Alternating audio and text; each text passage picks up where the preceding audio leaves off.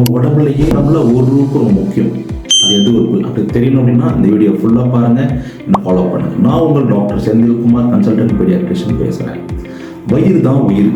இந்த எல்லா உறுப்பு இருக்குது. அந்த எல்லா உறுப்புக்குமே வயிற்றில் இருக்கிற அந்த மைக்ரோபயோட்டான்னு சொல்லுவாங்க, குட் மைக்ரோபயோமி.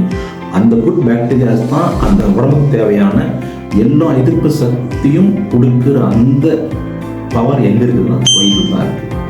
ஸோ அந்த வயிற்றுல பேட் பேக்டீரியாஸ் ரொம்ப கம்மி பண்ணிவிட்டு குட் பேக்டீரியாஸ் ரொம்ப இன்க்ரீஸ் பண்ணோம் அப்படின்னா நம்ம தலையிலேருந்து கால் வருகிறது எல்லா உறுப்புக்குமே இம்யூனிட்டி, எதிர்ப்பு சக்தி நல்லா இன்க்ரீஸ் பண்ணி கொடுத்துரும். ஸோ அந்த வயிற்றுல குட் பேக்டீரியா இன்க்ரீஸ் பண்ணோம் அப்படின்னா ஜஸ்ட் ஒரு 3 நல்ல ஆகாரம் சாப்பிடலாம். இப்போ சாப்பிட்டு நீராகாரம் எந்த தண்ணியாக இருந்தாலும் சரி காய வச்சு அதை ஆற வச்சுட்டு அதுக்கப்புறம் அதை குடிக்கணும். சரிங்களா? நீரா. ரெண்டாவது நாராகாரம், ஃபைபர் ஃபுட்ஸ். ஃபைபர்னா எல்லா வெஜிடபிள்ஸ்லையும் ஃப்ரூட்ஸ்லையும் எல்லாத்துலையும் இருக்குது ஃபைபர், நார் சத்து. அது நிறைய எடுத்துக்கணும். நம்ம ஒரு நாளைக்கு எவ்வளோ நார் சத்து சாப்பிடணும் அப்படின்னு கேட்டிங்கன்னா கண்டிப்பாக 30-50 கிராம் வரைக்கும் நார் சத்து சாப்பிடணும் ஒரு நாளைக்கு, ஒரு அடல்ட்.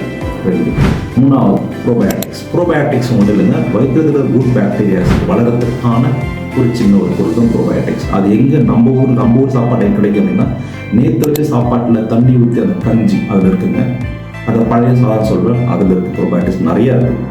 ஊறுகால் இருக்குது, அதடுத்து மோரில் இருக்குது மோர், அதடுத்து யோகா நிறையா இருக்குது. அப்புறம் டார்க் சாக்லேட்டில் கொஞ்சம் இருக்குதுன்னு சொல்கிறேன். ஸோ இதெல்லாம் சாப்பிட்டோம்னா வயிற்றுக்கு தேவையான அந்த குட் பேக்டீரியாஸ் நிறைய இன்க்ரீஸ் ஆகும். அதன் மூலியமாக நம்மளுக்கு ஓவராலாகவே எதிர்ப்பு சக்தி ரொம்ப அதிகமாக வரும். தேங்க்யூ.